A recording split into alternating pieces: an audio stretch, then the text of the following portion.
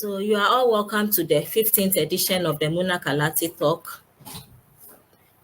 Our talk is on children's illustrations, on producing world-class children's picture books. We want to know the why, what goes into it, why illustrations are important in children's books, and how illustrations serve to reinforce the information children learn, children read in the books their parents buy for them. So we have on the panel Aram Theria, the CEO of Letty Arts. We also have Cyril Atiemo, CEO of Atiemo Studios, and Mr. Desire Clark. Hi, Desire. Okay. Desire, your mic is muted. That's probably why we cannot hear you. Can you hear me now? Hello? Yes, loud and clear. We can hear you perfectly now. Okay. So we are good to go. Could you kindly introduce yourself to the audience? Okay. Hello, everyone. Isaiah Clark. I've been illustrating for over 15 years now. I started with comics some way back, and then moved out when things were not picking up so much. Unlike our time, I think Aram had it more interesting, more thought out properly, and put it together well. And so we are still trying to get back, but illustration is still a thing for us, and we hope to start something in the line of Leti Arts later. Nice to meet you all. Nice to meet you, Cyril, and everyone else.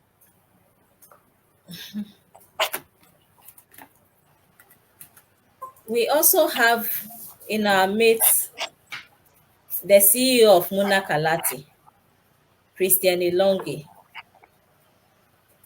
Christian, can you introduce yourself? Yeah, thank you so much, Julia. So thank you all. Here is Christian Delonge. It's a pleasure having all of you, Mr. Era, Mr. Cyril, and Mr. Desiree. And I hope that this discussion is going to be fruitful. As we have already indicated, the discussion is currently being broadcast on Facebook and also will be shared on YouTube. So thank you for making time for this exchange, which we believe is going to be helpful for all of those who are working in the illustration industry in Africa. Thank you. Okay, now that we are done with the introduction, we are going to zoom directly in our topic for today. We know that all of you are all busy men, so we are very grateful that you are making time for this event. So, one of the first things that we would like to kickstart with is about the issue of illustration in Africa. We all know how there are very few professional illustrators in Africa. And as we have also indicated, we'll be talking about the aspect of networking, how illustrators in Africa or those working in the graphic, working together. Do we have network of those in the industry? How is the work being organized, and so many other things that we are going to observe through the discussion for today. So we are going to start first to kind of put some water in our mouth. We will start with Mr. Desiree. Mr. Desiree, could you briefly tell us, what has been the critical factor that have led you to specialize, and to choose illustration, to do illustration for a living? One, I think it was purely out of passion first.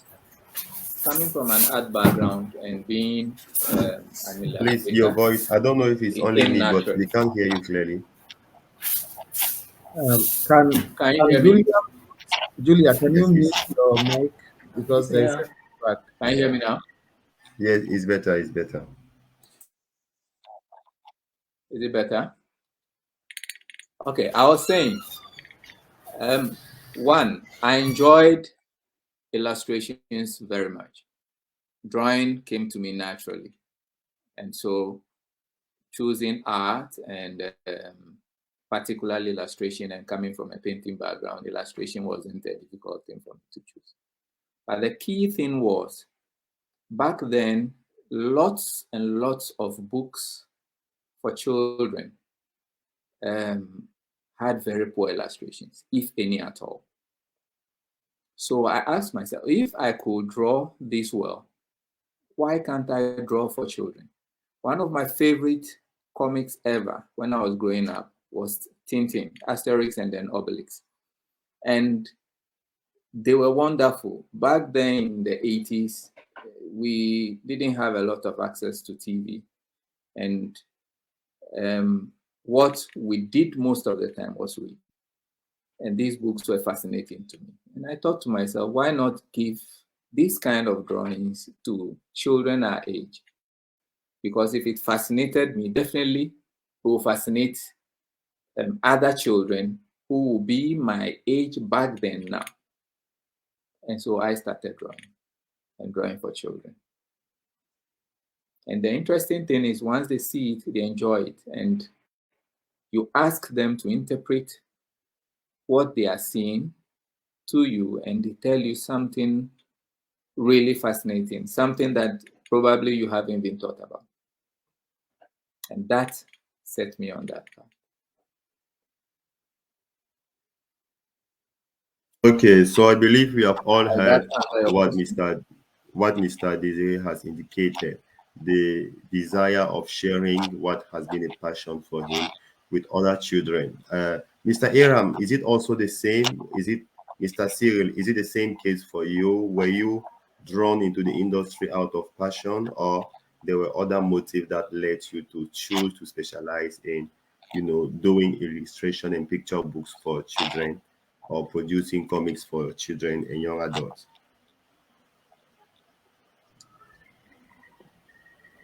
I think it's the same. It's out of passion that that I also embarked on this journey.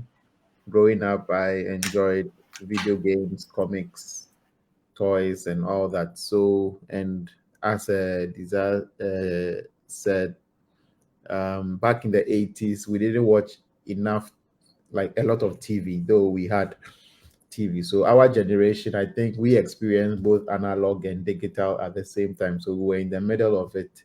So we were able to draw inspiration from, in the gaming aspect, from physical games and digital games. So we played all the Super Mario, Street Fighters, all the old games that the consoles brought. So, and we also enjoyed all the animation, the cartoons, the Captain Planet, the He-Man, She-Ra, all these very old Tintin's cartoons. So we enjoyed both ways and transformed into the digital at the same time.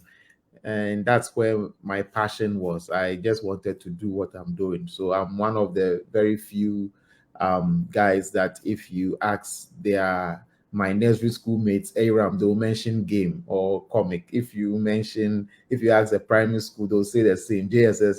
And fast forward till now, I'm still in the industry. So I think I wouldn't be a disappointment to all my friends growing up with the passion I had for video games and illustrations and all that. So I think growing up, I was very pictorial.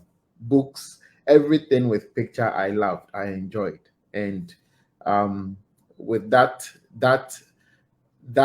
made me visualize a lot of things, even when it comes to the religious side.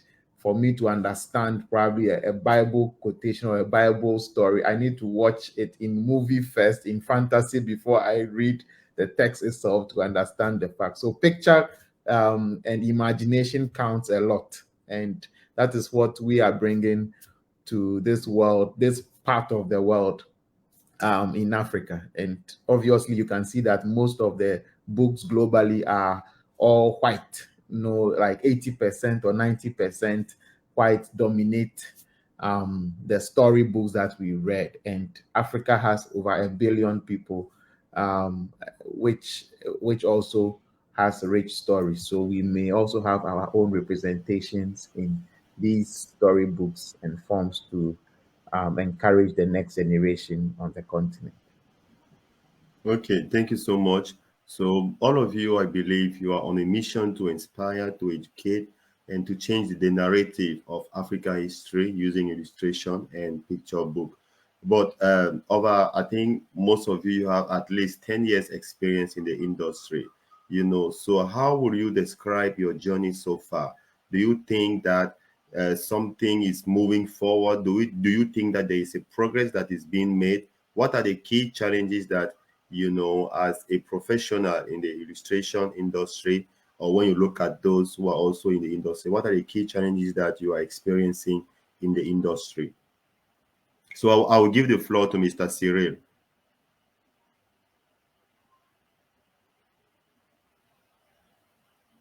Mr. Cyril, your mic is muted, please. So I would say the key challenges when it comes to illustration is artists are not really allowed to express themselves in their own way. Most of I've worked with this a lot of publishing houses. I've been doing a lot of books for them, so I know mostly they use most of these illustrations. And within the space, always they come with particular rules that you can draw this way, not allowing the artist to represent themselves the same way they can put it like in a good way out there. So definitely all the other artists would like to meet up with a certain kind of standard by doing certain tweaks to their kind of work. So you would have to work in a particular way to get some of the gigs, which can keep you going on as an artist, like an illustrator. But I think if most artists are allowed to do what exactly they express themselves the way they want to, I think a lot of people will get the interest to work within the space. And when it comes to getting, personally like me, okay, let me put myself like in the space. Before I was able to move from the manual, from paper drawings to digital drawings, I couldn't use any of the tablets. So I had to wait for a very long time to get some funds to buy a digital tablet where I can draw on screen. All my tablets are on screens. So it requires a lot of money, a lot of funds to buy such kind of products. So if you don't have the funds, then definitely you are just going to be stuck somewhere, and you might find yourself going out to find other professions. Because within my class, like I was basically trained through an illustration school, came out from illustration school to start the profession. And within my class, it's just I'm the only person left. And we're, I think, 35. So for everybody to leave, you can just imagine the number of talents that's gone out to do other things. But if there was the space for them to be extremely creative, because I know a lot of guys who were extremely good, but they all had to leave because of the pressures that come with the industry. So I think that's basically it. Funds and maybe companies allowing artists to express themselves the way they can, their very best way, not actually following a house style or doing something to suit what the publishing house or the company wants, but allowing the artist to express themselves. Yeah, I think that's basically what I would say. Okay, thank you so much. Thank you so much. So if we get it well, there is a lack of flexibility as from your own side as illustrator when working together with publishers. They are not giving you enough room to do and to express your creativity as you really like it to be. Now, even though this is a challenge, I believe those who are following publishers, they are also going to share their views. Knowing the industry, I believe also one of the reasons is that they also have some constraint, they also have some requirement to meet. So to find that balance I believe has always been a challenge. And I believe that's one of the reasons why most illustrator may also decide to write themselves so that they can have control over both the written text and also the graphics that will come along with it. So now, when we look at what has been done so far, since the 1980s, now we are in 2022, it's over 4 decades already. Do we think that the quality of illustration and picture book that are on the market are attractive and compelling enough for the children of our generation? When we see the comic book for teens, the picture book for children, the graphic book that are on the Ghanaian market, or in Africa in general. But let's talk more specifically about the Ghanaian market. Are they compelling? Are they attractive? What do you see that is well done? And what do you think, is still lacking? So we'll give the floor to Mr. Aram, and anyone else also would like to take the floor can go on. Yeah, I think this has been one of the underlying problems, or motivation that took me to start Letty Arts. And if you look at my pictures or my slides, the first slide is poor representation of our content in, like, in books, in movies, in, like, in everything. Africa is just so poor in telling its story. So yes, it's 100%. And we are also not creative enough to go with what has been represented, because even if our illustrations are not well represented, we should be able to tell it that that is how it is. Like, we can. It's not, or my experience in this industry has taught me that it's not the best of the best illustrations that sell. It's, you can have a stickman figure in an illustrated book and still sell it with how it is. Like Tintin, they are just lines, they are not very much well illustrated, but it's still art. So I think we have to find a way, a creative way, to package the things that we do to appeal to the generation of today. And for us, Letty Arts, this has been the main driver.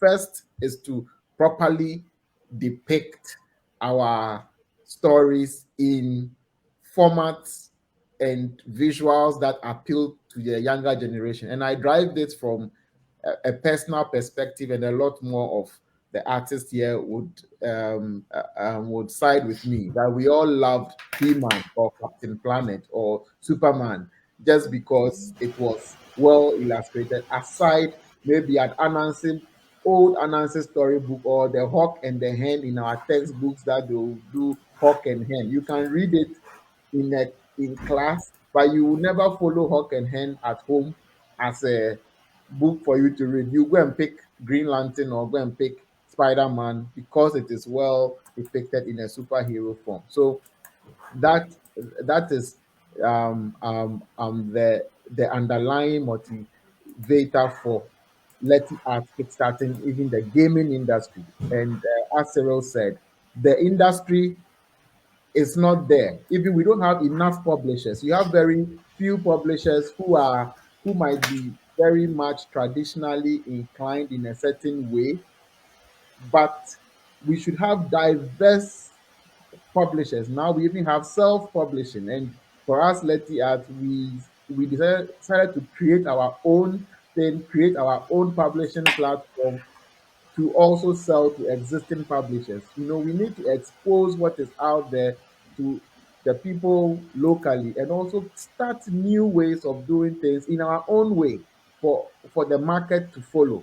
Then we can create a big enough industry to employ illustrators like Cyril and Bizarre and the rest on this call. So that is the underlying thing for Letty Arts. We need to stimulate the ecosystem for artists, writers, for all creatives and scientists to be able to work together, because art is 80% science. I always tell people that an artist is science is 80% art. Sorry. So, like a scientist has to be an artist to make it attractive, right? So the artists have to dominate in the sciences to be able to make creative things and move the country forward when it comes to publications and all these creative artworks that we want to see in the market. Okay. Okay. Okay. So I yeah, can add Mr. a little Cyril. bit to what I can add a little bit Okay. to what he said. Yes, you Mm-hmm. see, when you go when you check out the international market, like the European market and the American market, you realize they have categories of artists for certain kind of works. So if somebody had like a long training in motion graphics, animation, like kind of animation, they are placed within like the ages of 9 and 10 illustrated books. And they have people who go through the very comic kind of art. They give them to the kids like 6 to maybe 9 to do the line drawings and all that for them. You see, but here everything is lumped up. Once you are not able to do certain kind of thing, you are just kicked out, given the same work to somebody who had more training in a particular way. Where at the same time, so the most of the top artists have a lot of work to do than somebody doing like basic illustration for kids, maybe 6 to 8 years, than somebody who is doing like from 9 to 12 years, who had more flexibility because of the kind of training he's had. Like most of these graphic animators, their kind of training, those training is very intense. It's very intense because you have to do a lot of motion kind of movement. So they can actually cut across all the levels than to use somebody who has had training, just line drawings and all that. But if it's spread out, you have more illustrators coming in, more training for those below to climb up the stage to come up so that we can have more illustrators. But because the work is out there, it's just a few illustrators who are able to be in the system for a long time. That might also contribute to why we are not getting most of the good jobs out there. Okay. So thank you for sharing. I think we already have enough diverse perspective that are coming up. Welcome back, Mr. Desiree. So, as I was saying, there are some issues that we have already touched base. When Mr. Aaron was talking, he touched about the issue of, of marketing and promoting, the work that is being done. And this is one aspect that we also plan at exploring, the issue of sustainability, and the sustainability here, we'll look at it from various perspectives. The first one is first at the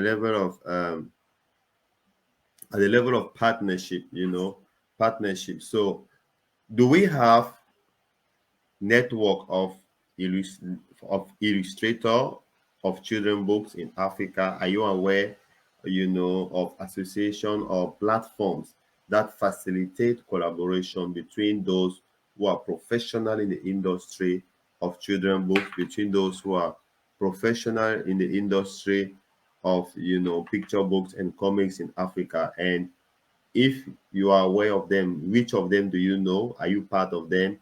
What added value is it bringing to your work? So anyone who is ready can take the lead, either Mr. Cyril or Mr. Aaron. Okay. Personally, I don't know anybody, like any kind of group or association for illustrators. The only thing I can say is that it gets to seminars and shows or something that you personally know. You have to personally know the artist. That's what I would say. If apart from that, I don't think there's any umbrella association where everybody is part of.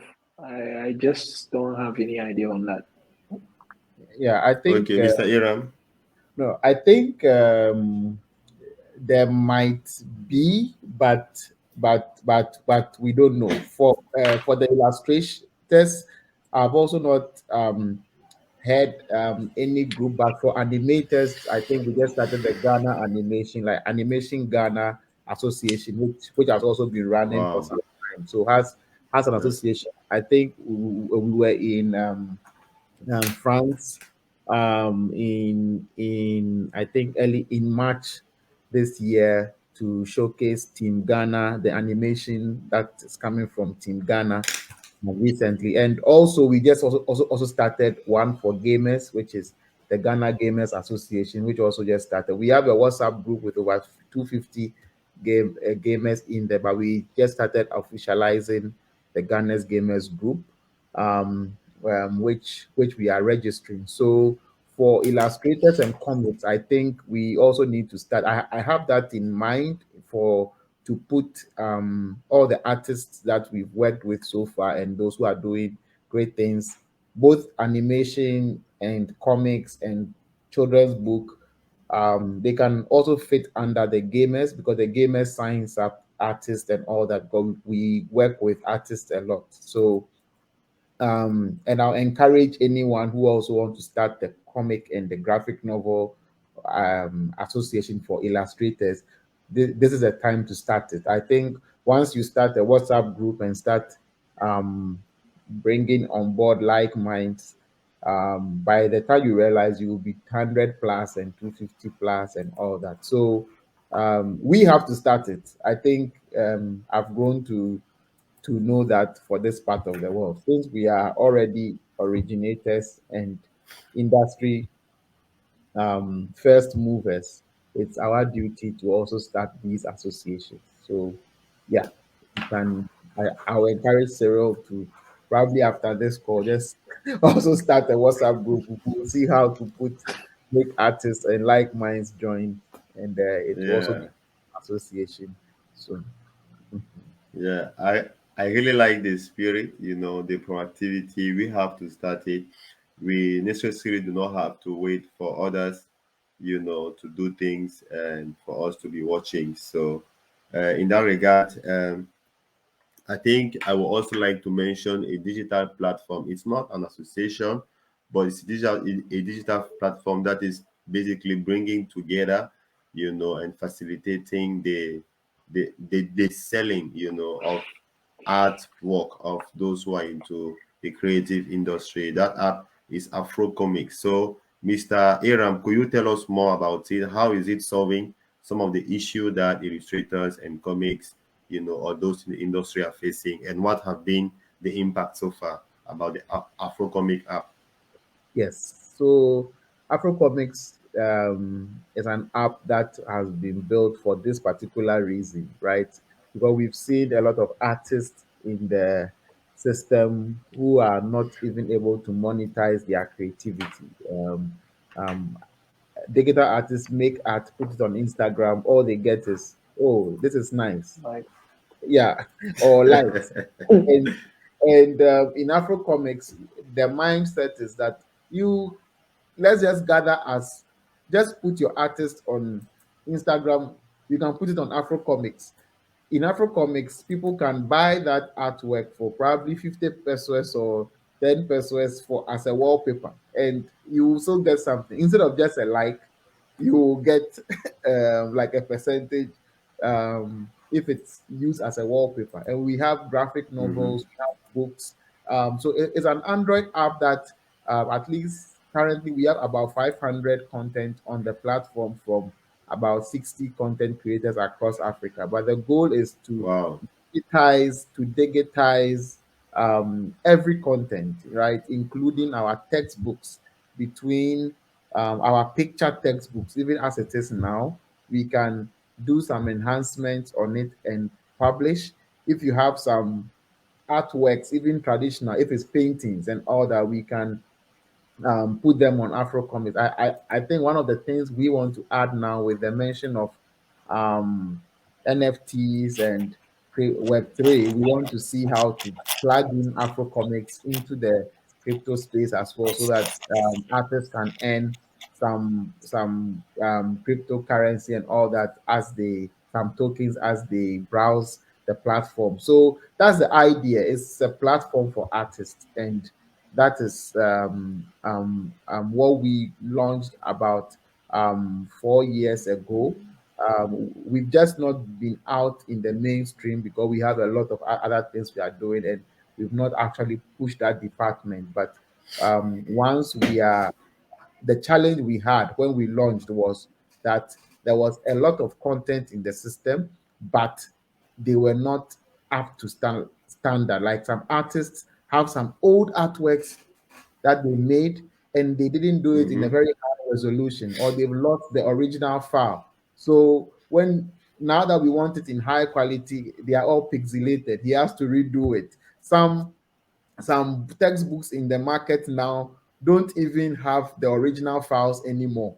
Some have Mm-hmm. spelling mistakes, some have. So we've had a lot of issues where people who are reading the content message us that, oh, there's a mistake in this sentence. And it became a whole lot of work for us alone. So we decided to um, fundraise to set up a content department who can vet every content, because there is content. If I get content from at Cyril now, we need to look at it, we need to put it in the right resolutions, clean it up nicely for international appeal. That team, I had only one person then upon launch, but looking at the amount of work that we had to do with third-party content, we had to slow down and only publish our internal content for now, whilst we vet the third-party contents very well before we publish. So that is the state of Afrocomic. It's still out there,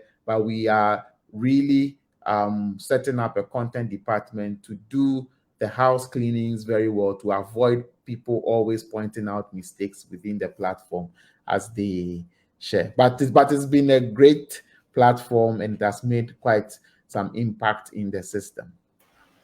Now, talking about impact, could Mhm. you share, I've been part indirectly of the Afrocomics art project in its beginning. So what are the number of users that we have so far up to now? And how many sales, have been enabled through the platforms? Oh, Estimation, of course. yeah, so Afrocomics definitely has both a digital and a physical side. So I will combine, or the digital footprint for Afrocomics is about 10,000 downloads in all so far. But Wow. we are looking at Afrocomics in a form where we can also partner businesses. So for instance, um, we want to use Afrocomics as white labels. So Ghana Education Service can license Afrocomics for textbooks between zero, for all our picture textbooks. We can have a version of Afrocomics which has only textbooks of all writers in Ghana on it, targeted for kids between 0 to maybe 8 years old, right? So we are exploring Afrocomics in that aspect as well. We are also talking to partners in different countries. Like there are people from Mexico, from Japan, who have expressed interest in the platform itself to use them in their jurisdictions for their particular artists and content in those regions. So when it comes to the B2B side of Afrocomics, like it's been explored a lot. The B2C side is where we had to slow down because of the content challenge that I mentioned to you, that the 60 content creators that we sourced, and they submitted a lot of work. As I speak, I have about a backlog of almost 500 to 700 submissions that we need to vet, right? And the reason why we are key on the vetting now and just not publishing is the issue of publishing and then there's a mistake in the text. You understand? So Mhm. that is, yeah, that is quite an issue when it comes to publishing without having the content screening bit, right? So what we are looking at is to work with some handful of artists who are working hand in hand with Letty Arts and are producing top content to put on, which is exclusive content. Then we now have enough content which is well vetted before we open it up to anyone to submit their work, as we did before. You understand? So that is how it is. But for in terms of downloads and impact, I think we made our first payment of Afro Comics, no matter how small it is. We made a payment of $10 to $15 to like one artist in Nairobi, and we were all happy. We are like, Wow. because content on Afro Comics is as small as 20 pesos, 30 pesos, and if an Mm-hmm. artist on the platform has been able to get payment like For from up to us 15. in Ghana, in Nairobi, that has proven the whole concept of the app working. So based on that, Mm-hmm, mm-hmm. we can fundraise and scale all the effort, scale up the effort to make it mainstream. So that is where we are playing now as Letty Arts. Okay, okay. So I would really like also getting the view of Mr. Desiree and Mr. Clark. How do you market your work?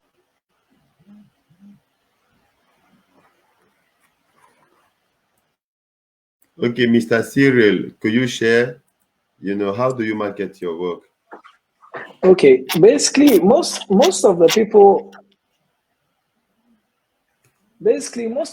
I work, most of the contents I get to work on are briefs from publishing houses. So that one you don't need to market yourself, because already I've been in the system, so I've climbed through the ladder upwards.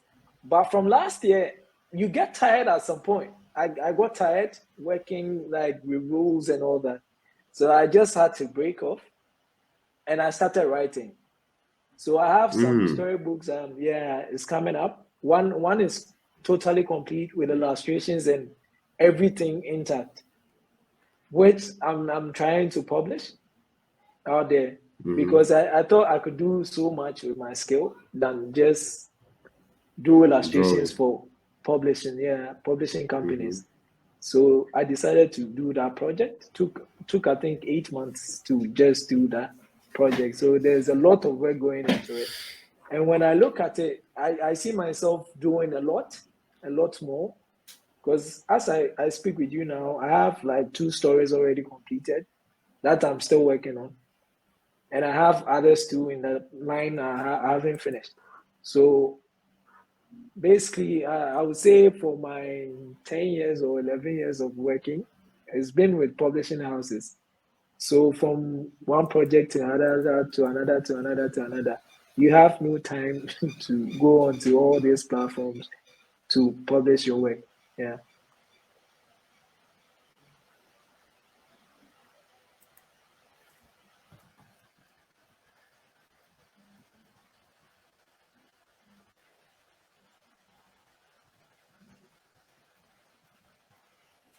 Hello, Chris. Okay, so thank you so much. So now we will really appreciate if colleagues, before we give you the floor to present your work, and give us more insight, you know, could you share could you share with us, how do you ensure that the wealth of experience that you have gathered so far is not wasted? How do you share your knowledge and expertise? Do you facilitate, training? What are the existing training, that you are aware of that are preparing, we won't see the next generation, but that are grooming those who would also like to be professional illustrator, those who also be part of the industry? How do you, organize yourself in that? And what are some of the training initiatives that you have been part of that have made tremendous impact in Africa, or that you are evidently designing also?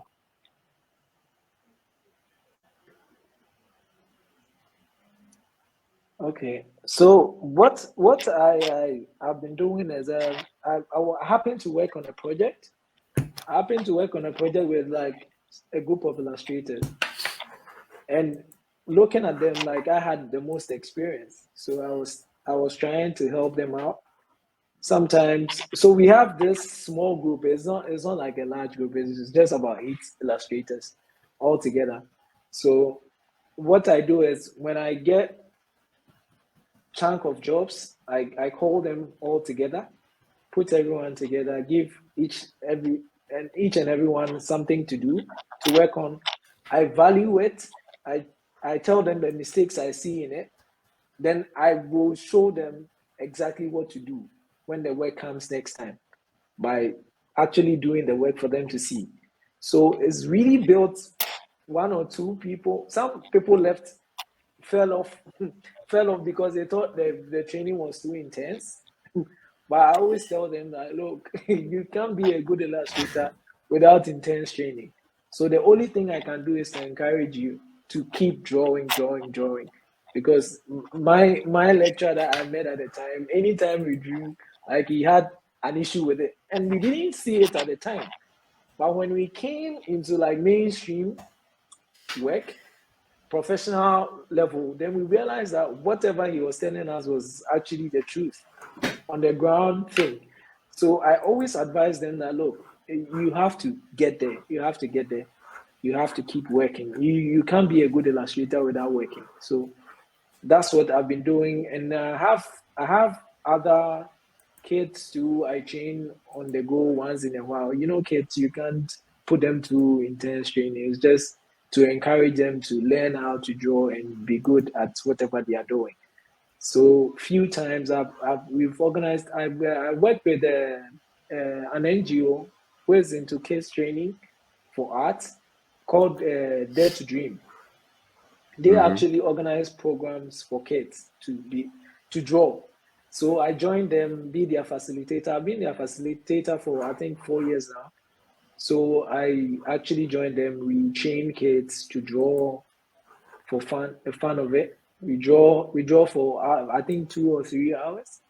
Then maybe we do other stuff. We do other plays. We play around a bit before we depart. So it's been on and off, but it hasn't been like On a consistent consistent basis. training. Yeah, consistent training of people. No, that one is never Yeah. happened. Then But I would like yeah. it to happen, because with the kind of knowledge that I have, I think I should impact other people as well. Exactly. Because I believe that's the reason why having an association in place could facilitate the implementation of such initiatives. And I think for all of you who may be aware, Muna Kalati is also a platform that facilitates that. Muna Kalati is an association of children book specialists in Africa. So we work with publishers, we work with author of children books, with illustrator, with librarian of children reading center, like anything concerning children literature, we are in it. We do also organize training. So in the meantime, for while we wait for the Ghana Association of Illustrators to be put in place, Muna Karachi is a platform where those training could be organized. So we will Yeah, surely reach out to see how to make that possible, and so that that would be fun. so that many That would more be people that would be can good. benefit Yeah. and be empowered. Okay, now we would like to know one aspect. So we talk about the issue of funding, and we all realize that selling the work of an illustrator was not easy. But are there some particular challenges related to the life of an illustrator in Africa than in other spaces? What are the dynamics of the African market? What are the things that, how we would say, we can only see in Africa, or the things that is difficult to find it when we go on the international scene? For those of you as professionals who have been in the industry, what are some of those things that, if someone would like to venture into the illustration as a career, what are some of the advice that you are going to give them as a junior brother, or as a student, or anyone who is trying to venture it? What are some of the challenges that you would tell them for the perspective of an African illustrator? I Okay. think I think this one Cyril can talk from the illustration perspective. Since I'll just talk from an enabling, Animation. like an industry enabler for Mm-hmm. persons like him, because I work with him and they are one of the reasons why I exist, to tell them that, hey, I can see your pain. Their pain is that there's no industry. Like in Africa, they are not appreciated. Illustrators are the least appreciated. My dad was an artist. My dad was like a lecturer on and an artist. And you can see artists are not respected, given that respect. It's seen as you just have to become a lecturer to be the highest an art, whilst you can do more and all that. So industry like the gaming industry, the comics industry, the animation industry, the concept, like as I speak now, I'm also now training an expert illustrator to become a game concept artist, right? Because we are doing some work and we need concept artists. But if I bring on board um someone with a skill like Sarah and all that, it's new for them. They need to learn to become concept artists, though they have the skill. So we, as the new industry enablers, we have that room to onboard all new professional artists in the system already, to tell them that, hey, you can be a game concept artist, you can be a concept artist for comics, you can be a concept artist for illustrations and all that. So yeah, that is what we have for you. Okay, Mr. Cyril, Mr. Aram said that Okay. you have a lot to say about this. Okay. So you Basically, have the what floor. what I would say is that you see when you go outside, like they have all these credit systems there in place. When it comes to getting all computers, tablets, and all that, you can just pay with time. But here you have to put all the money down. It's a down cash system. So you have to put all the money down to get the products. But here is the case, you have to work before you get paid. You can pay for all these things. So it becomes very difficult. And those are the most trying times for you to decide to be an artist. And it becomes very difficult. I won't lie to you. It becomes very, very difficult when you are not getting so much work. You have to feed yourself, you have to pay your bills, you have to do a lot of things.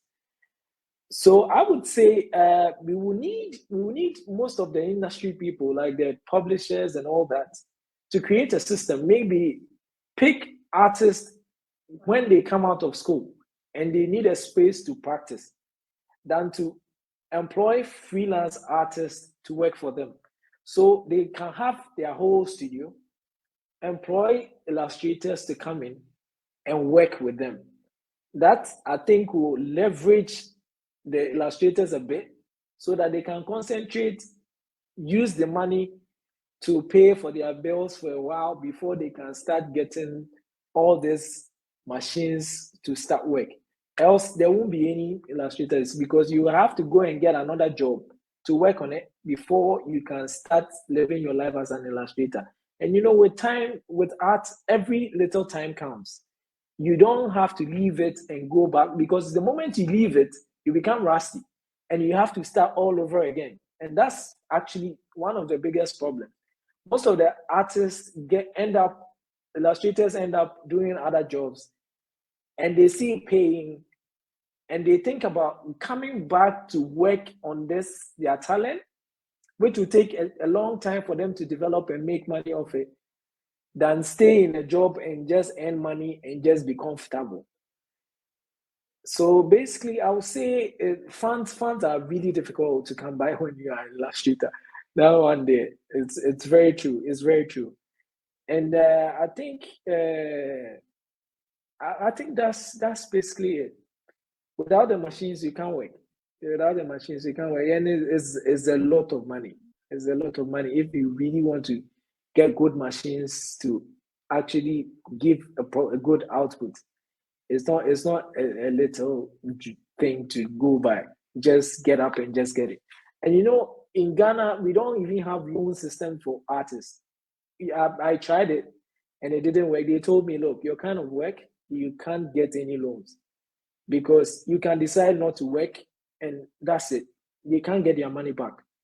So it's quite a challenge. It's quite a big challenge for us. It's quite a big challenge. But we are still looking at what comes of it with all these industry people now coming to the fact that they need all these illustrators to work for them. Yeah, I think that's what Okay. I'll say.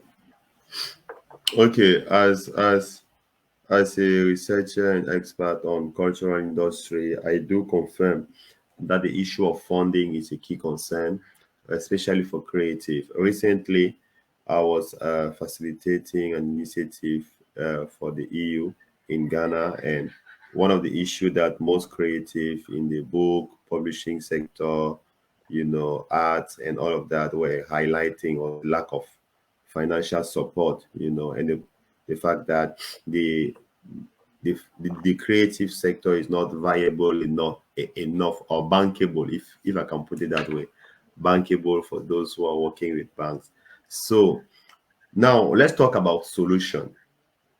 We are aware that there are so many things that are not well, but what do you see as possibility, especially in an area where we have blockchain, we have digital technology, we have fintech that are in and out. For example, with the Afrocomics application that Late Art is running, one of the key things that has facilitated the process was mobile money, which has kind of shortcut the process of necessarily going through complex financial payment procedure from banks.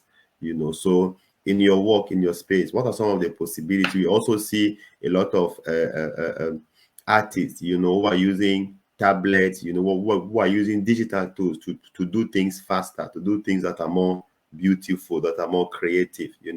So what are your top three, or even five trends that you see in the illustration industry in Africa or globally, and that you recommend people to be following up on those things, the trends that you see and the opportunities? Mr. Okay. Aram, or Okay. Mr. anyone who is willing to go first. Okay, so for me, the trends, they are the future. They are the future of Africa, and because industries like ours are now becoming much more established, and we we work with artists, or we strive on the back of artists. Please, the Afro Comics is X. Afro Comics, not comics. Afro Comics. The Yeah, MIX. this is a question from one of the participants on Facebook. We are going to come back to it later. Yeah. So so yeah. So yeah. So the prospect is really really high. You can hear NFTs, artists selling their artworks for $1 million, $10 million, like just artists. So this is the period for artists, and what I would say is that as Africa creates the environment for them to strive, they also have to start learning about all the new technologies, right? You don't just have to keep to what you know. Art, my experience in the creative space has revealed that art is very dynamic. As I speak now, I'm chatting with my lead artist. We are working on something, and he needs to learn new styles, right? You need to be very versatile. The styles, the digital art, the styles are very different and very diverse. And as an artist or illustrator, you have to be that dynamic and versatile. And if you have a mental blockage, I have one artist who draws everything he draws looks like him. Even when he draws a woman, it looks like him. These kind of blockages can also be used to your advantage. You can start a series that you are comfortable with, but you grow very fast in that field. And industry like us, we can use art in different forms and sell it as it is, right? In video games, you have art cuts throughout. You have technical artists, you have concept artists, You have illustrators, you have the sprite artists, like a whole lot of spectrum of art, artist enabled jobs that are going to spring up, right? So that is the trend that which is going. And for me, I would suggest that there is no funding for art in Africa. You have to do a lot and work with the like minds to strive for better. I always tell artists who come in here that you are going to be paid for what you do, but you need to learn, you need to be very that versatile to learn and grow fast, and also be considerate because you are learning. We are paying you enough to learn to start producing what we need. Imagine you bring an artist who couldn't express his skill set but was working in a bank or in a publishing firm. And now you come into a game company or a comics company where you want to do what you want to do, right? In making the comics or drawing or making the art for the game, you've not made a game before. We would have gone for a professional, but because we want to grow, though you are a professional in your space, you are still going to be paid a decent salary or your axe salary to now learn for about 6 months before you produce what we need. So the company always burns some money in capacity building before also getting what we need for the end product. So artists should also know that they have a lot to learn before they start adapting. You are good, but there's a lot to learn in the space when you get into these new fields. So you should be very open to adapt and learn, not that we are questioning your skill set.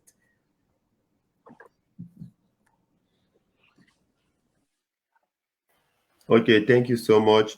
So, Mr. Cyril, we are also going to hear from you about, Okay. what are the top trends what are the Okay. advice that you want people to be aware of, the trends that you see in the industry, and then we'll close with your presentation, which is directly, in the form of a small training for those who are following so that they can benefit more on the topic of the day. Thank you.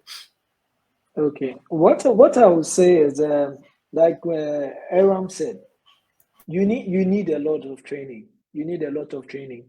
And with me, when I was coming mainstream, I had to just take some time off and train myself for almost like a year and a half, so 18 months before I landed my first job. And from there, it came coming and coming and coming till I got here. But what I realized was I actually I trained myself to get to the level of an animator because they do like sequence illustrations of motions. So most of my works, you see a lot of movements and all that, and those are like the skill sets most of these top companies want. So if you want to get up mainstream, I would say you have to put in a lot of time to train yourself to get better. And what I will also say to most of the publishing houses is, at least the time I was in school, we didn't have any like company coming and telling us these are like the basic things we need as an illustrator. You have to be able to do this, that. So the school is actually the parity between the school and the industry was so wide. So I would say companies are supposed to team up with the schools so that they will know the basic things or the standards they need before students even get out of the illustration programs to come and work.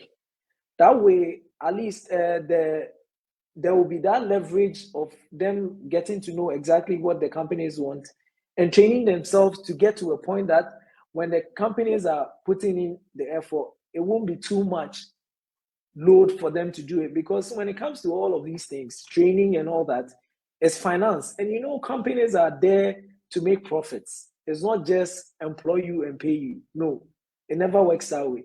So they can bridge up the space by getting what exactly they want from illustrators before they get out of school, so that they will put in a lot of training on in the 4 years that they will spend in school to train to come out as an illustrator.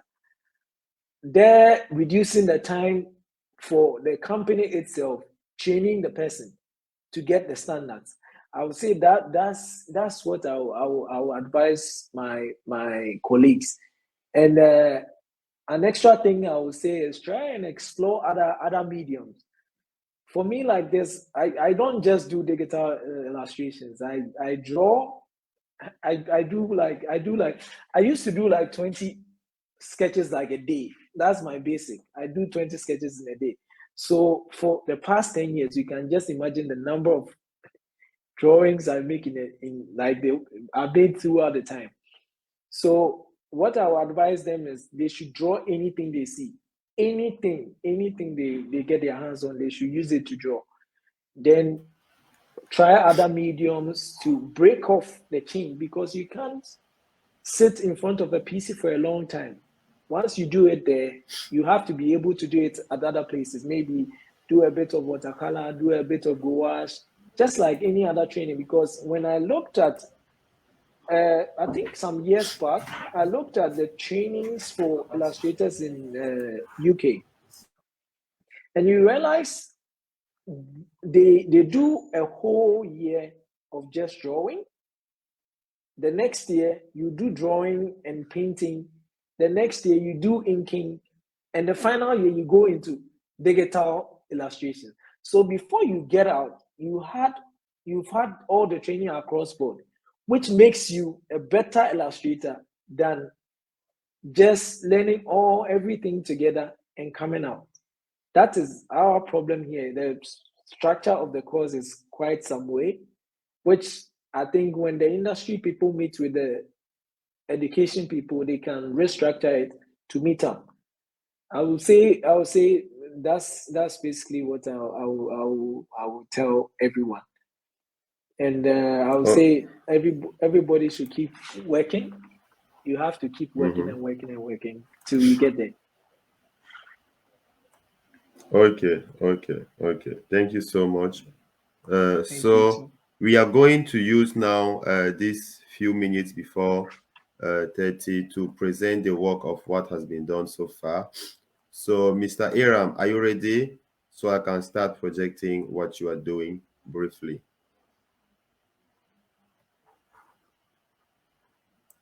Mr. Aram, it seems your mic is muted. What are you going to project? Your presentation that you say, Leti Art, Yes. it is And it's, what are it's we quite. supposed to? Okay. Mhm. Yes, it's just for people to discover your work. So we are going to project the first slide in it up to the comes up page. Okay. Mhm. Okay.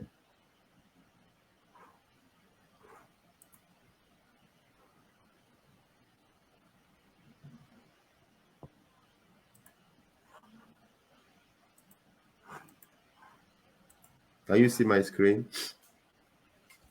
No.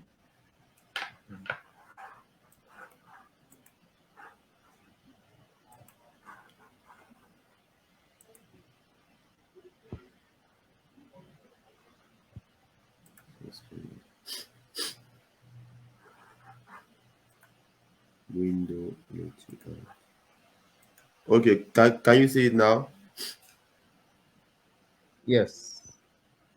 Okay. So thank you all. So Mr. Lit Art is briefly going to present us what he's working on so that our viewers and readers will have more insight. So Mr. Leti, I say Mr. Leti, Mr. Aram, you have a few minutes to just brief us about what you are doing. So kindly go on. Yes. Yeah. So this is an overview of Letty Arts. You can see more on our website, which is lettyarts.com. So we've been a strategic partner to leading companies. All these companies are our clients. We provided games for them one way or the other. Next slide. Yeah, so Letty Arts is an award-winning company. We were founded in 2009. Offices in Ghana and Kenya, and Africa's Legends is one of our major games that we've made on the Play Store. We are also in the news. Next slide. Can I share from my screen? If that's Yes, in please. Yes, please. Yes, that that's do possible. that. Yeah, it's Yeah, so I can jump it will slides. be faster. Yeah. Okay. So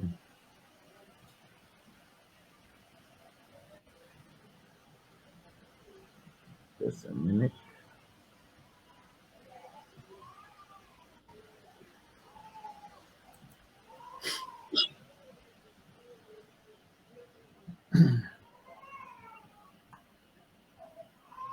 You see Yeah. my Yes, yes. We can see your screen. Yes, perfect. all right. Yeah, so Letias was started by myself and my co-founder. Together we have over 45 years experience in coding and game design. And we are one of the originators from the sub-region. And we have a very passionate team that we work with. Now we work with a lot of freelance artists as well. So Cyril, I'm sure I would speak with you as well because there are a lot of projects that we can also do together. At Leti, we have three pillars: Africa's Legends, which is our franchise; Afro Comics, which is the publishing platform; and then consulting, where we make most of our revenues so far. And all the problems we've been talking about, we've already discussed this, so I'm not going to jump through. But just to jump it, the underlying problem has been games and um, education don't work in Africa. So when you pick a game, they'll cane you. If you pick a book, you are serious. So we all suffer that. But Africa keeps presenting its stuff in very poor ways. So when you give them to kids, they are comparing it with American content, which is everywhere because this is what we are all used to. And I also was a victim of these characters. These are works we did in JSS, and you can see black kids in Africa drawing, but they are drawing whites and Roman gods just because of the guys that we consumed. So we were like, no, what these people did to us as children, can African superheroes also have the same impact? And we all saw that Black Panther did it. And we said, okay, yes, we have over 55 countries. Can we create superheroes at that quality to also carry our history and stories for the next generation? Yes, and we did it, and we brought to you Africa's Legends. And the thing is, Africa's Legends is one of our games main franchise that we've been working on, which is made up of superheroes all over Africa and villains as well in one universe, solving Africa's problems through storytelling. And we have video games on it as well. So these are some of the games and comics that we've done on Africa's Legends. Our work process is very intense. We do a lot of research before we do character design. So these are some of the concept character arts based on the background research. And this is Kwekwanansi. We wanted to do Kwekwanansi in the near future Africa. So a story writer does the back writing, a concept artist tries to conceptualize it based on research. So these are some of the works that came out of it. This is a Kenyan hero that we are also trying to design, and also got some concept arts out of that. Fine. So these works are published through a platform we call Afro Comics, which I had spoken about, which houses content from a lot of creatives on the continent. So most of these guys also have some form of artwork on the platform because Africans are talented. Look at all these arts. They are just wasting away getting likes on Instagram. So we are like, no, we are going to put them on a platform where people can browse, read graphic novels, and at the same time download wallpapers. So this is how the interface looks like, browsing through all these beautiful artworks made by third party and some of our works as well. We have a simple business model where we price things on the platform through Afro coins, and $1 is equal to 7 coins. And this is what we are trying to marry to Web3 as well. So this deck is old. It doesn't have the Web3 integration yet. We are now working on that. And we are going to do subscription as well. And you can access it through the Play Store for now, but we are signing some contracts with big telcos across Africa to have it across African continent that you can pay through your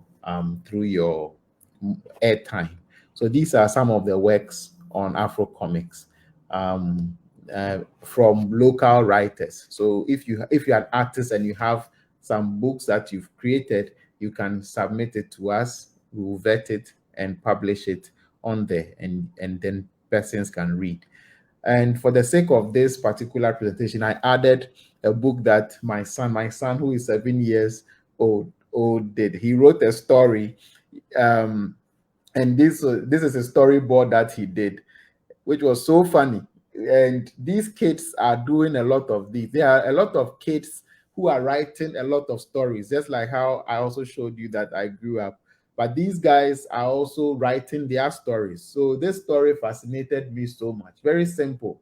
So during his birthday, I used it as a storyboard, and then we produced it for him as an author. And this is a project that we want to start in schools as well.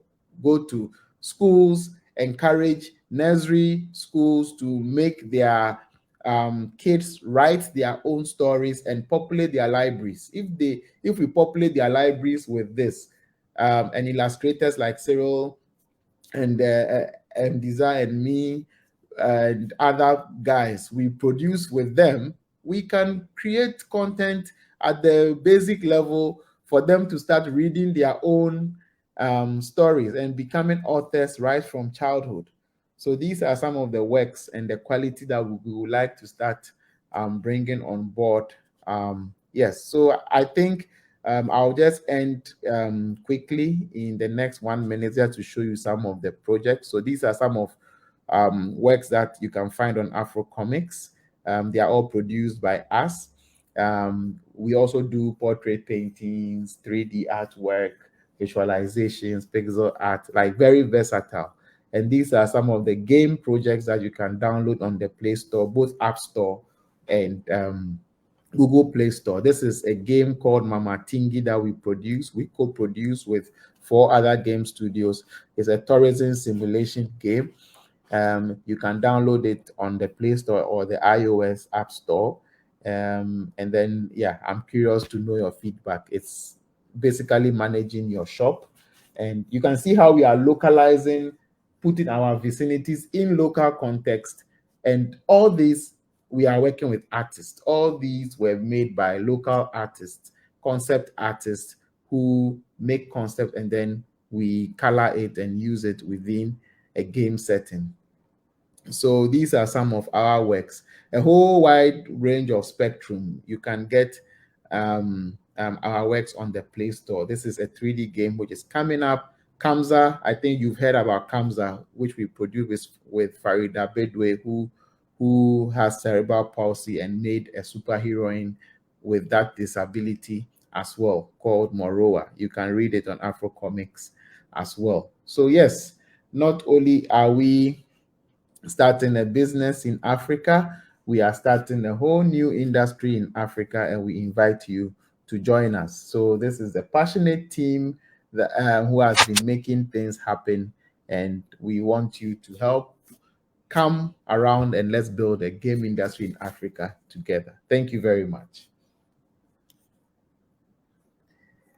Wow, wow, wow. Very inspiring.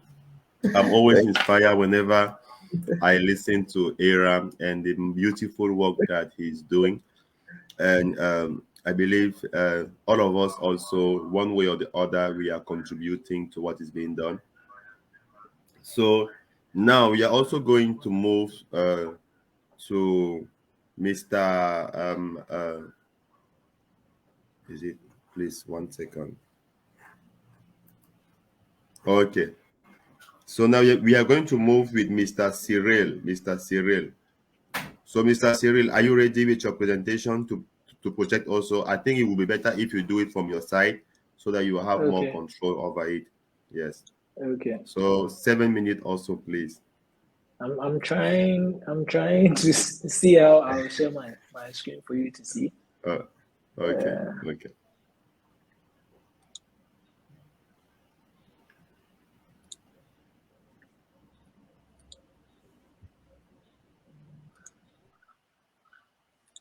Okay. Okay. So I will share some of the works like which are not copyrighted because some of Mm-hmm. these things are mine. These are my works. I guess you can see it. Not yet. When he will Okay. come, I will put it on full screen. Okay.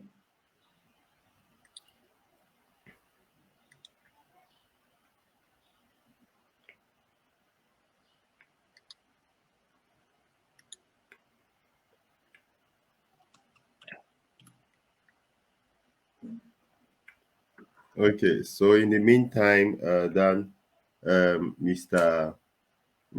Cyril is preparing. We would like to indicate to all of those who are following that you have the possibility of sharing your question on the Facebook page.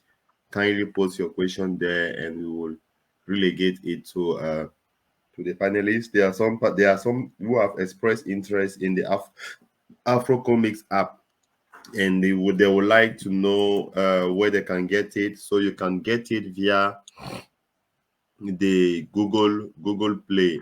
Aram, is the Afro Comics app also available on Apple Store? No, it's on only Google Play for now, but it will be on Only Apple Google Store. Play.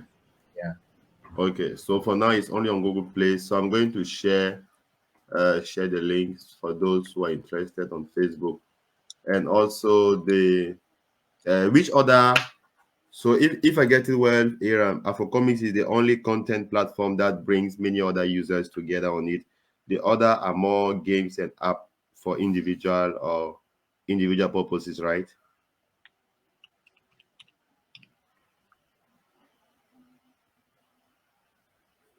Okay.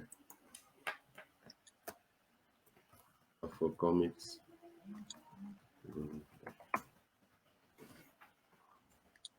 Okay, another person is asking that can you pay anyone, no matter the country where the person is posting the content, Yes. or you have some limitation, or there are some countries that are considered and those who are not?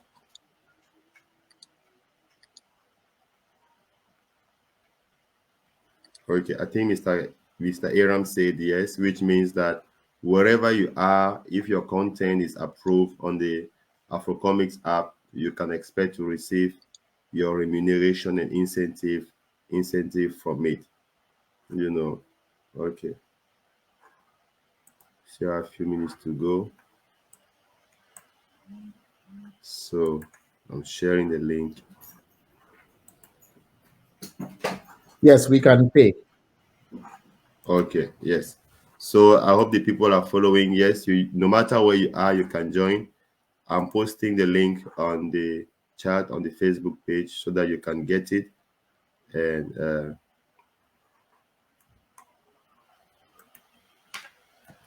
okay, so we have another one. Okay, also coming.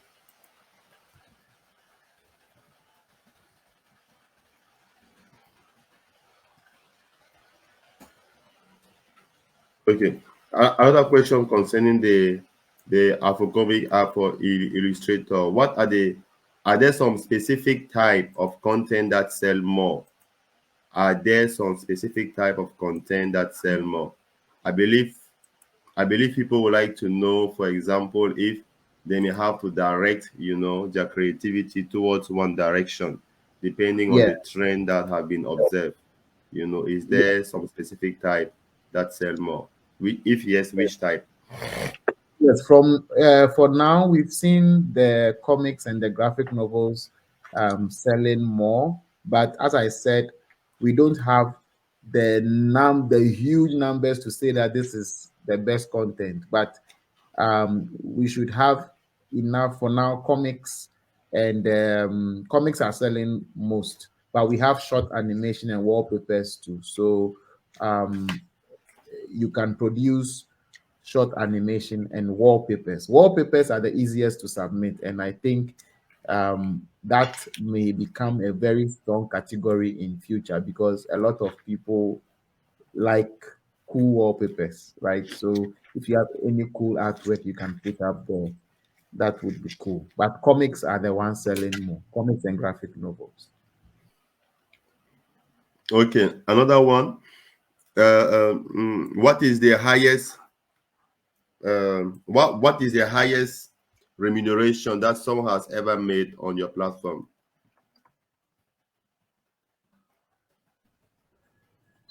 Actually, as I had mentioned, in the contract that we sign with you, we will only pay you when you make $100, but we've not been able to meet that yet because content are priced as low as 20 pesos, 50 pesos, which is like even less than 1 cent, so the highest we've been able to pay someone is around $20 now because the person was like, oh, he needs some money. And when we checked his Afro Comics payments, oh, he has actually had up to $20. We are like, wow, okay, then we can pay him because we've not even done enough marketing to get that much audience. And we are very strong that when marketing starts on the platform,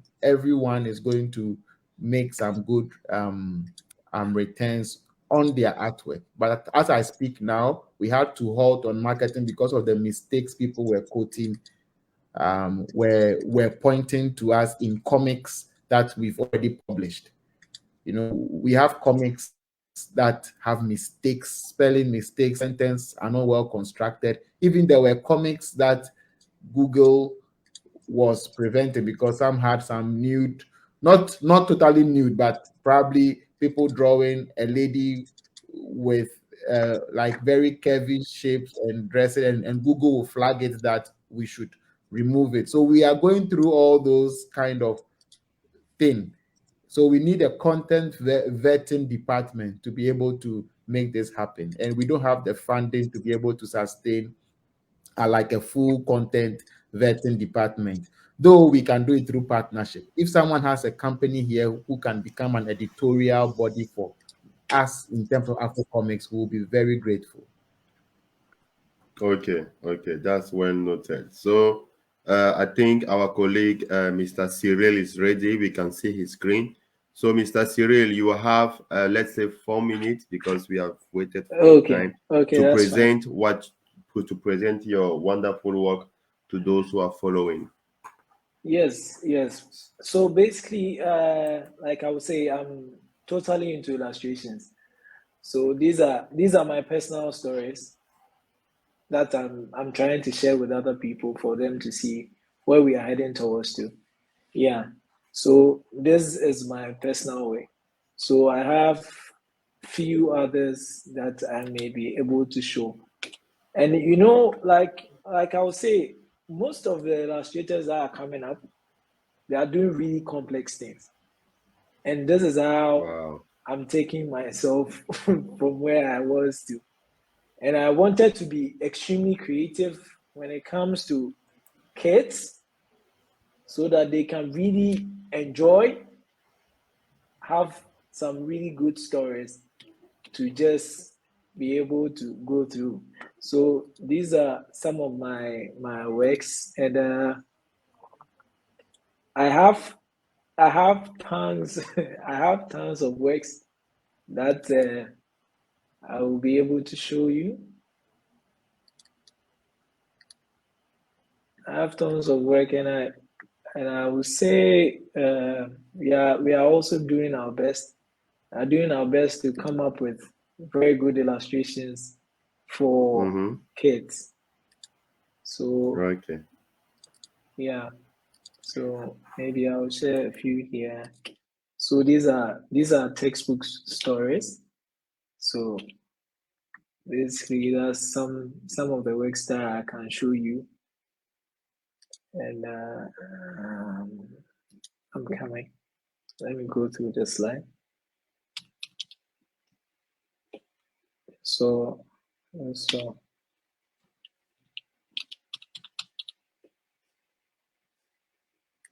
okay.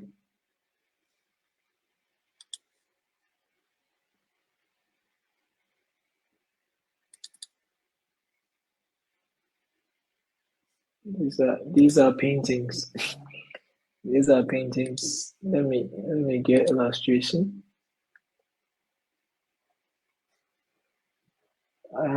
I've been working so much, like I don't actually be able to keep tabs on some of these things. Okay, I have one here. So these are like works that I actually worked on. These are all my works. This is illustrations. So these are my works. So these are storybooks I worked on for publishing houses in 20, I think last 2 years coming. So these are all my works. Yeah. So I've been working like from story to story, Wow, book very to book. beautiful. But it's just fun. It's just fun when you are able to go through all these things to put it out there. Some people have seen the books, but they don't know me personally. And that's the bit about being an illustrator. You're always in the Yeah. background scenes. And You're that's always in the and that's one of the reasons why Muna Kalati is there. Muna Kalati is yeah. fully aware of this gap, that there is a lot of great work that is done in the area of children books, but the agent, those who are behind that are not really known. So we Yeah. do a lot of interview, we do big book review, we do, book promotion, we really make sure that those who are in the industry are known, that their work is visible, and that they get the right reward and recognition for what they are doing. So we will surely reach out for a beautiful interview. I'm really fascinated by what you are doing, by what Aram is doing, by what Mr. Desiree is doing. So now we are going to close with a short presentation about the topic of the day, to help our to help our audience to have a complete set, of what we had prepared for today. And after that, we shall close. So the presentation is about producing world-class book, producing world-class book. Okay.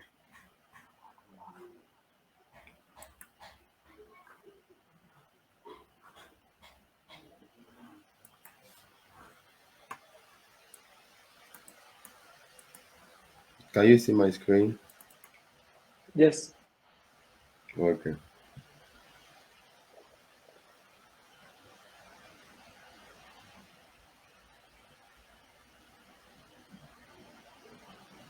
Okay. Can you see the presentation?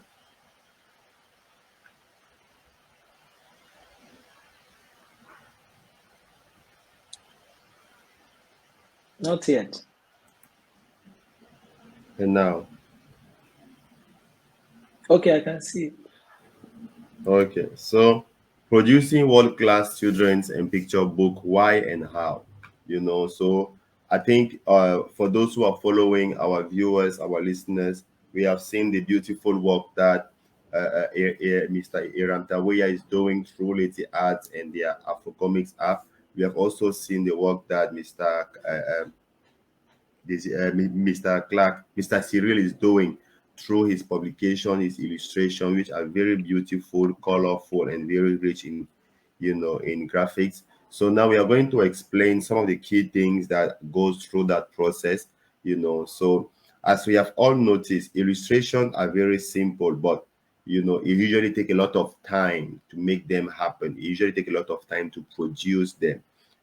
So it's very important also that when we produce illustration, that we are keen on ensuring that they have a local color.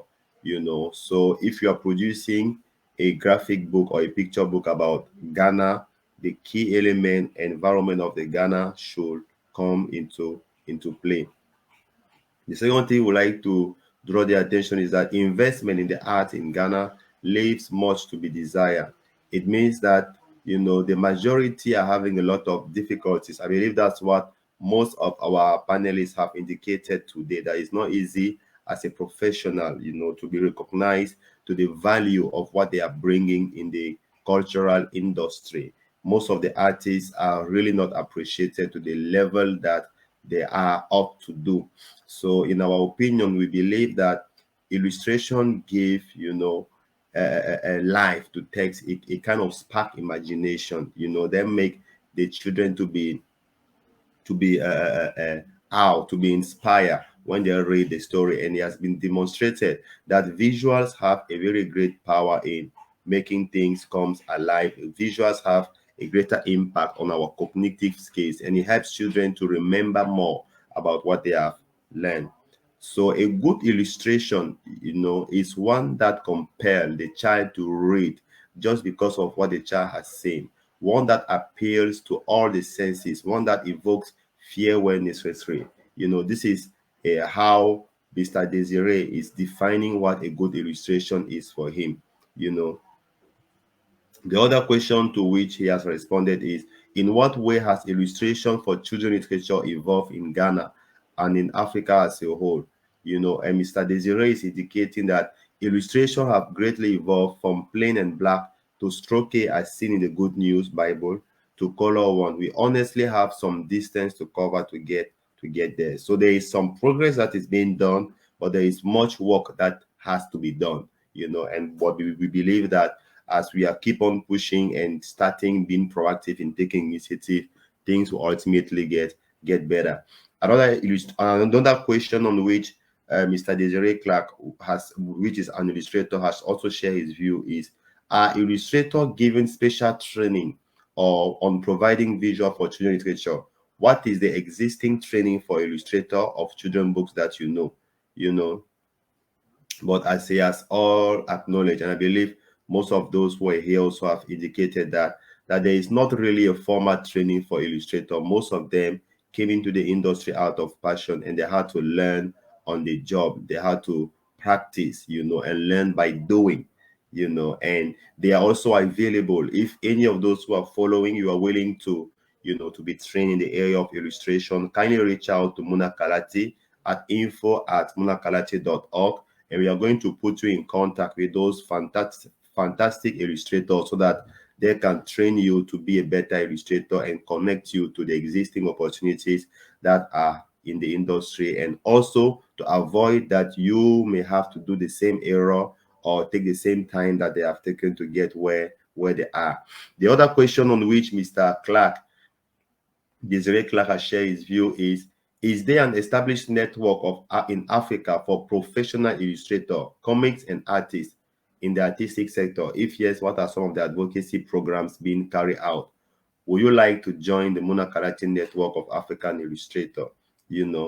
So evidently, as we have also discussed, our panelists have indicated that there is not currently a network, but there is a way of moving forward.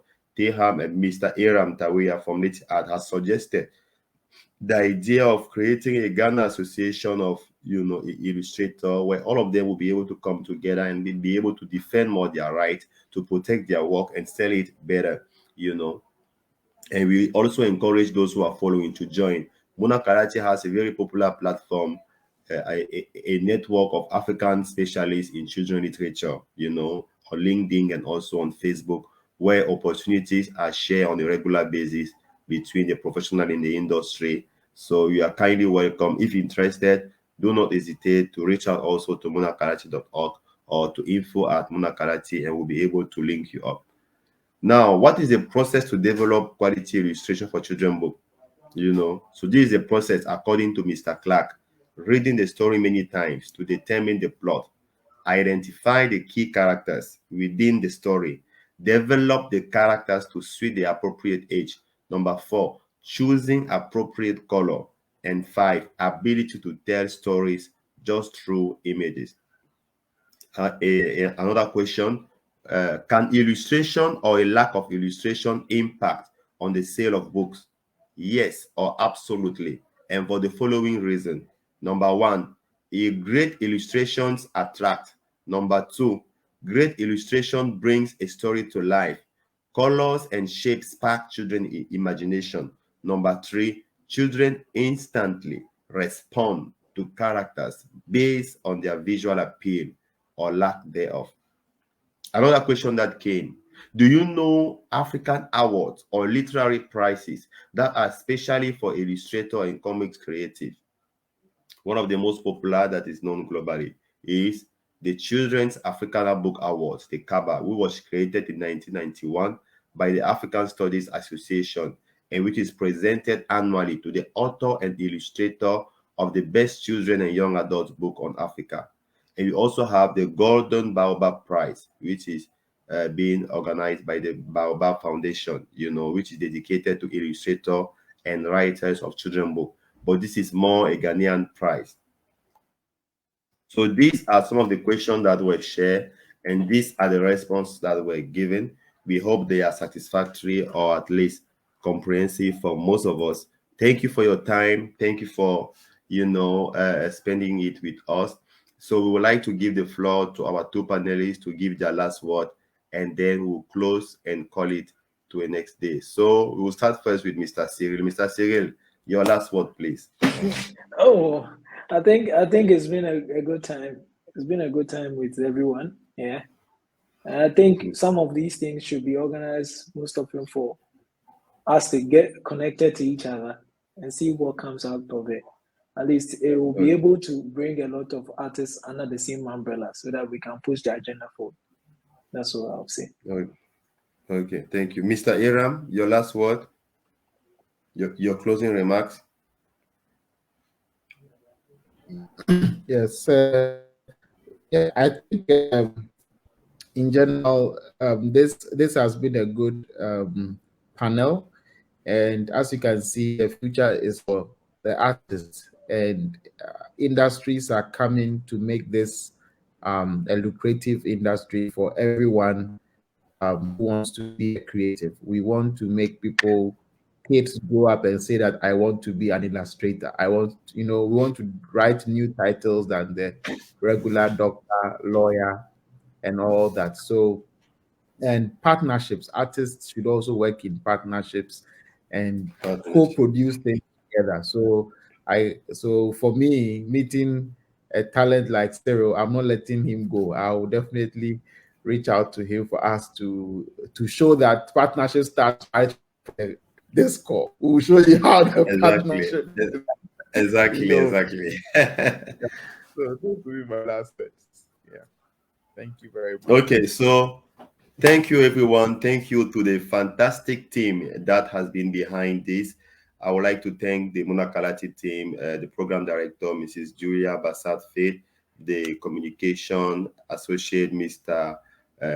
Andre Maxwell, and all the team at Muna Kalati in Cameroon, in Burkina Faso, and also in France, for all the support that they have brought to make this possible. So we see you next time for the next MK number 16. We are open to suggestion about what you would like us to put on the table for discussion with the professional in the children book industry. Muna Kalati has been created for you, for children book specialists. So do not hesitate. If you have any event about your work, book dedication, book publishing, a new book release, anything that you are doing concerning African children literature, kindly reach out to Muna Kalati. We are there for you. We are there with you, and will surely ensure that your voice is being heard. Also join us on our LinkedIn group that brings together many professionals in the area of children literature.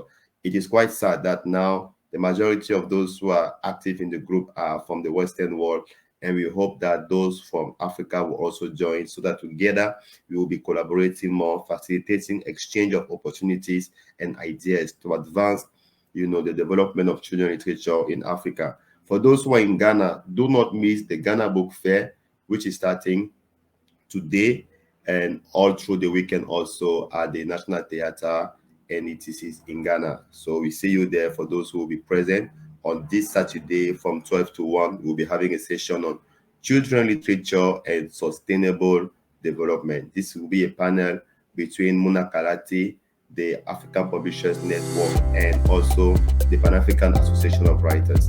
So thank you for your time. We love you and have a blessed night and day. Bye.